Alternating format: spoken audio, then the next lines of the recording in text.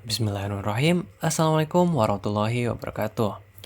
Perkenalkan, saya Dava Gautama. Di sini saya akan menjelaskan bagaimana cara melakukan verifikasi spasial dengan metode SAL.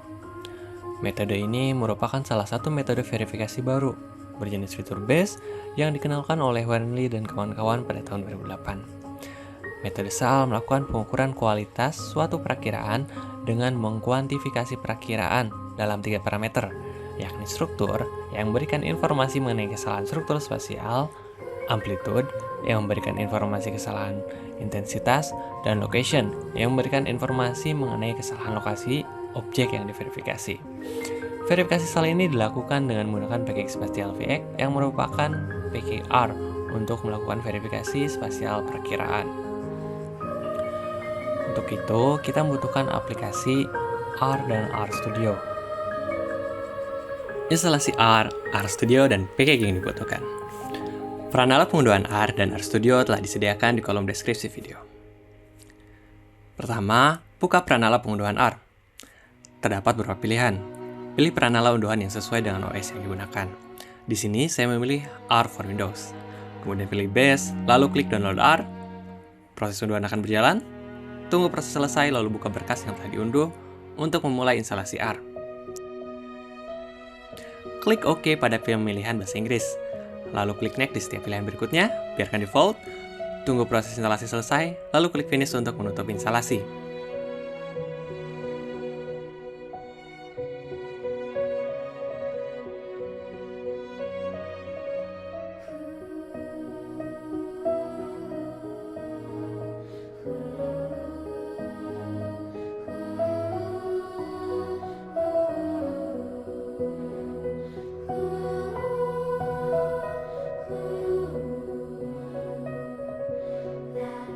Selanjutnya, buka peran alat pengunduhan RStudio. Di sini versi yang digunakan adalah versi free. Klik download, lalu klik download for Windows. Proses unduhan akan berjalan, tunggu proses hingga selesai, lalu buka berkas yang telah diunduh untuk memulai instalasi RStudio. Klik next pada setiap pilihan berikutnya, biarkan saja default. Tunggu proses instalasi selesai, lalu klik finish untuk menutup instalasi.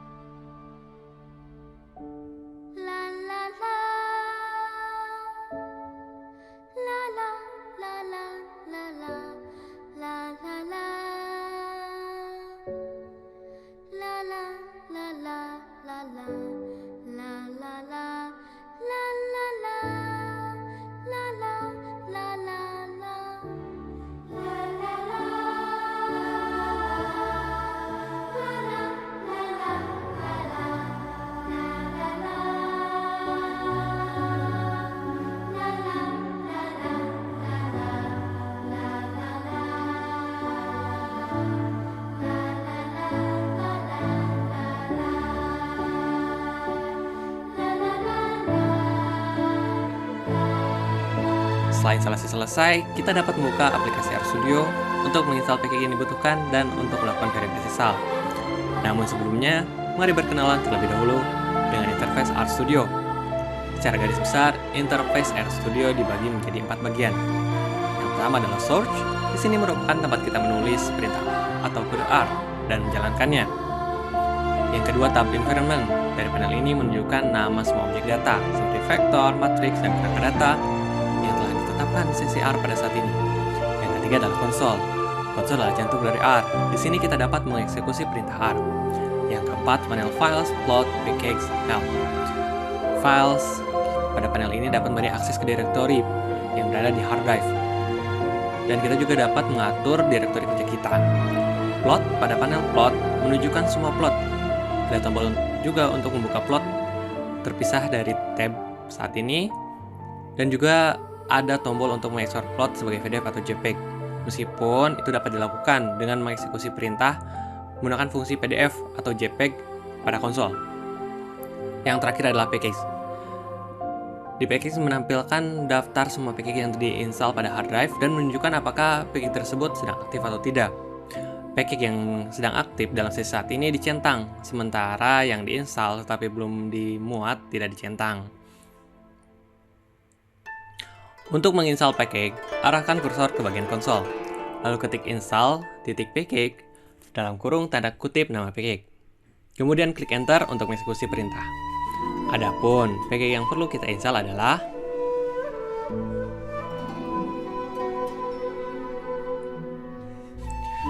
saat perintah install package dijalankan, R akan mengunduh package dari server CAN. Jika semuanya berfungsi, akan muncul informasi dari mana package diunduh dan progres pengunduhan.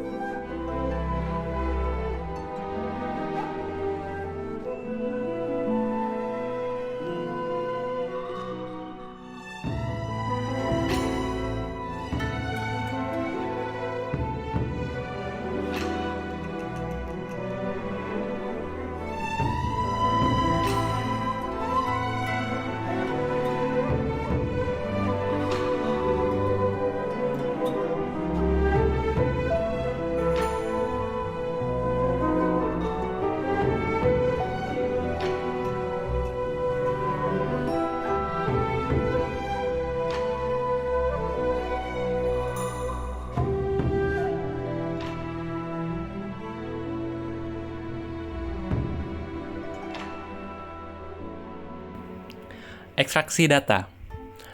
Untuk verifikasi spasial SAL, data yang diverifikasi dan data verifikator harus memiliki resolusi dan dimensi yang sama. Selain itu, format data yang digunakan haruslah memiliki format .nc.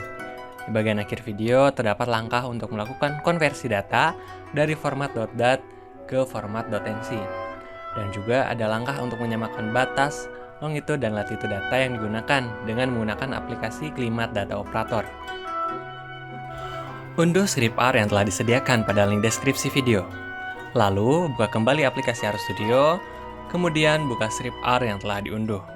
Klik File, kemudian klik Open File, lalu arahkan pada file yang telah diunduh, lalu klik Open. Bagian pertama dari script adalah bagian untuk mengaktifkan package yang akan digunakan. Block script, lalu klik Run untuk mengeksekusi script yang digunakan.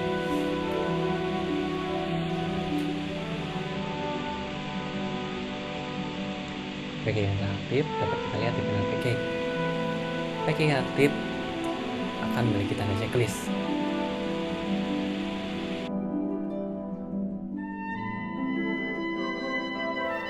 Di bagian selanjutnya kita akan melakukan impor data dari data observasi.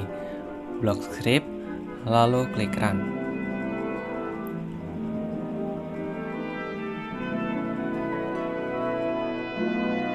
Sini data telah berhasil import. Kemudian kita akan mengekstrak data curah hujan. Sesuaikan var ID dengan variabel yang terdapat pada data netcdf yang kita gunakan. Lalu block script lalu run. Kemudian kita akan memilih waktu data. Data berapa yang akan kita gunakan? Di sini data yang digunakan adalah data yang pertama atau pada jam kompetisi.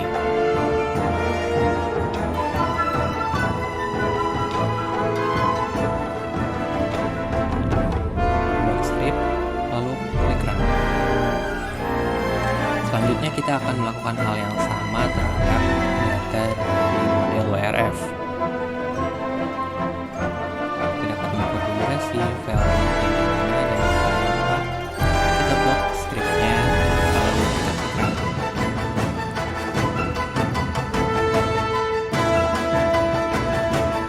Di sini data telah berhasil diimport. Kemudian selanjutnya kita akan mengekstrak data curah hujan dan menggunakan. Di sini digunakan dua variabel, yaitu variabel redensi dan RNSK yang kemudian ditambahkan. Selanjutnya kita akan memilih data atau data keberapa yang akan kita gunakan. Di sini digunakan data ke-25 digunakan data ke-24. Kenapa ini dilakukan? Karena data pada WRF akumulasi, jadi datanya dikurangi data waktu sebelumnya. Kemudian ini adalah salah satu hal yang penting, karena data NetCDF hasil keluaran WRF memiliki struktur yang berbeda, maka datanya harus di-mirror terlebih dahulu ke RSUD.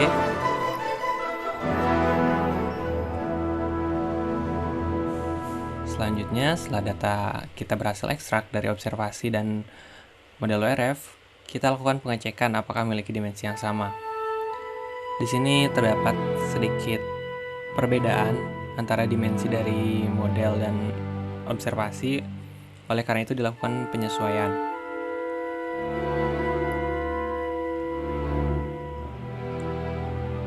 Data hasil ekstraksi dapat kita lihat di bagian environment. Terdapat variabel dan data-datanya ya.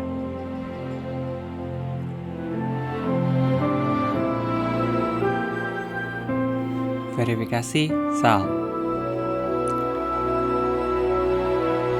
Di sini variabel temat adalah data verifikator atau data observasi dari satelit, sedangkan variabel tem_42 adalah data yang akan diverifikasi atau data dari model WRF.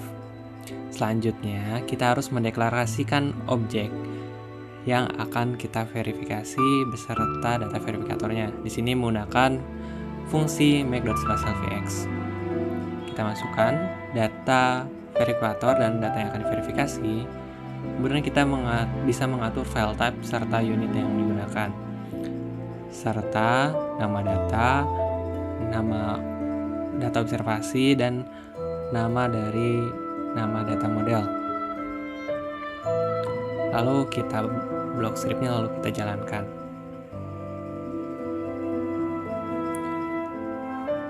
Lalu kita akan plot.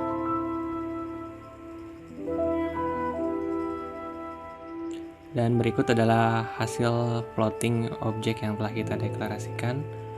Di sini field type-nya curah hujan dengan satuannya mm per jam. Data name dengan precipitation analysis. OBS name, observasi satelit, dan model name adalah model WRF. Selanjutnya kita akan melakukan verifikasi SAL dengan ambang batas persentil.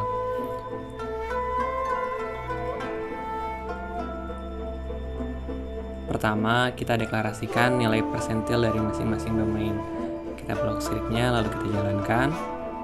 Kemudian kita akan mencari atau mengidentifikasi fitur-fitur yang terdapat pada domain dengan menggunakan fungsi fitur finder.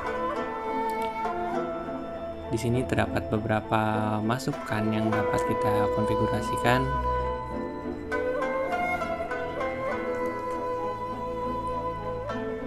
Yang pertama adalah do smooth. Bisa kita isi dengan logical, true or false. Ini argumen yang menjelaskan apa kita akan melakukan smoothing terlebih dahulu terhadap bidang yang akan kita verifikasi dan bidang verifikator atau tidak. Kemudian yang kedua adalah smooth par, berisi numerik, bisa berupa satu atau dua nilai. Jika terdapat dua nilai, maka nilai pertama digunakan untuk smoothing bidang perakiraan dan nilai kedua untuk bidang verifikator.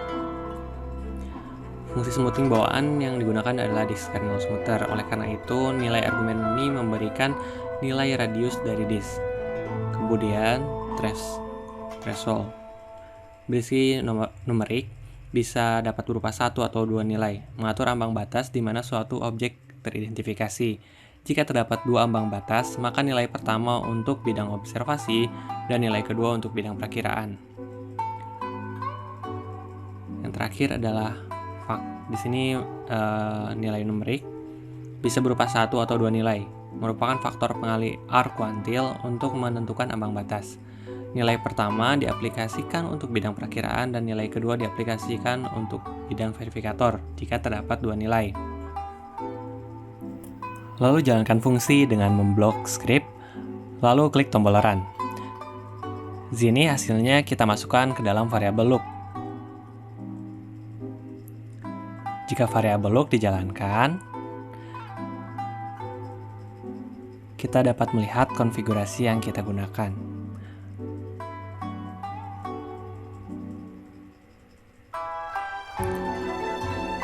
Dari variabel ini juga kita dapat melihat berapa jumlah fitur yang teridentifikasi di masing-masing domain. Ketika variabel look diplot, maka akan tampil sebagai berikut.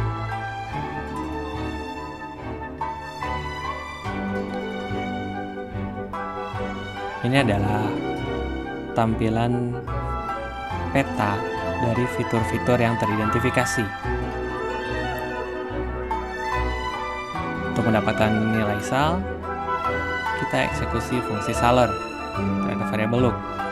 Nah, di sini kita akhirnya mendapatkan nilai verifikasi sal.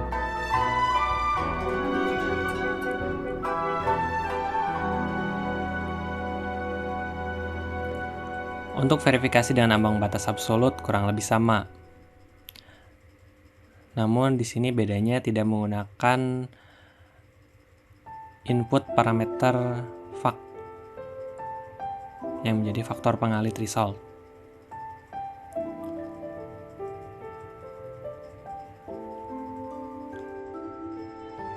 Langsung kita jalankan.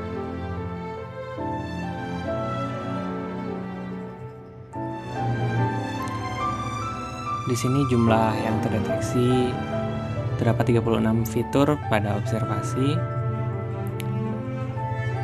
dan 57 fitur pada model RF. Kita upload. Hasilnya agak mirip dengan ambang batas persentil ya. Dan ini adalah nilai dari verifikasi salnya.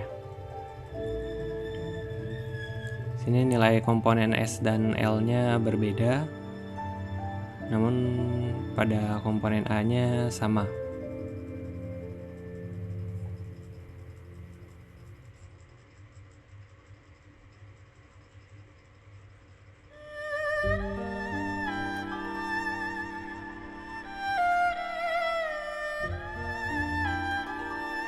Mengkonversi dan memotong data.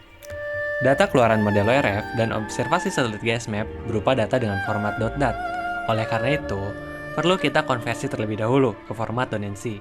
Ini dilakukan dengan menggunakan aplikasi Klimat Data Operator CDO pada OS Ubuntu. Instalasi CDO pada OS Ubuntu cukup mudah, hanya dengan menggunakan dua perintah pada terminal. Yang pertama, ketik sudo spasi apt-get spasi update. Tunggu proses selesai. Kemudian kita jalankan perintah kedua, yakni sudo spasi apt-get spasi install spasi CDO. Di sini aplikasi CDO akan langsung terinstall. Selanjutnya kita berpindah ke direktori di mana data yang akan kita konversi berada. Di sini terdapat dua data, yaitu data dengan format DAT dan data deskriptornya dengan format CTL. Nah, ini adalah perintahnya. Sini kita atur dengan nama input datanya apa.ctl dan nama output datanya apa.nc.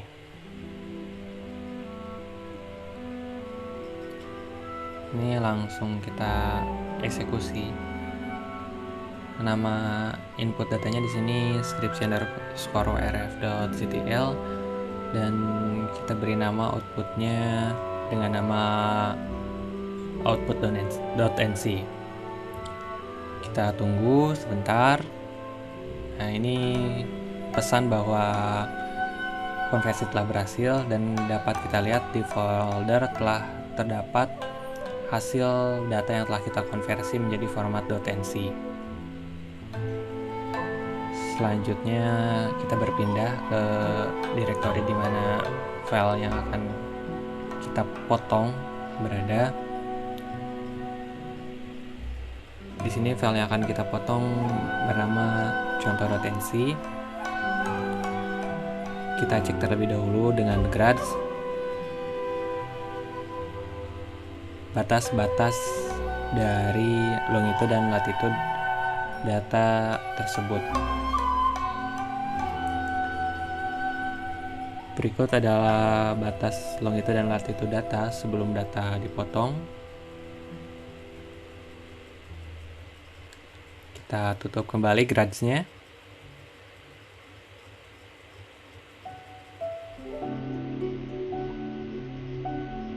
Selanjutnya kita akan melakukan pemotongan data dengan menggunakan CDO.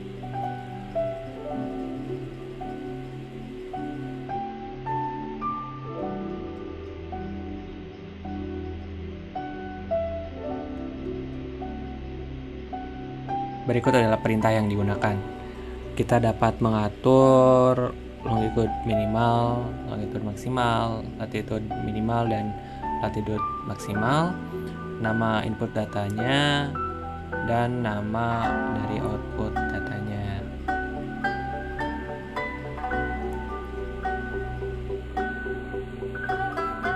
Langsung kita eksekusi.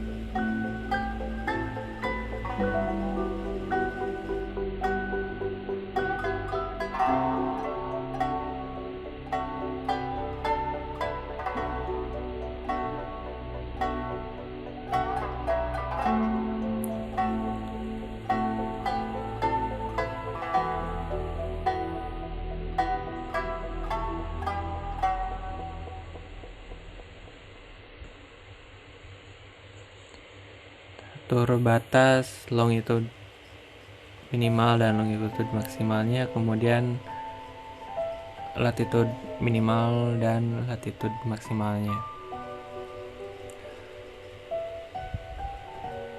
Kemudian di sini nama input datanya contoh.nc dan nama outputnya kita beri nama contoh underscore terpotong.nc.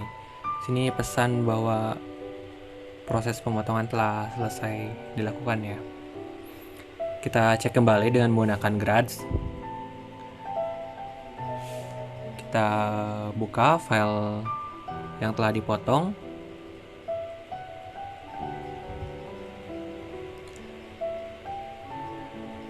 Dapat dilihat bahwa terdapat perbedaan dari file yang telah dipotong. Kita telah berhasil memotong data dari file netcdf.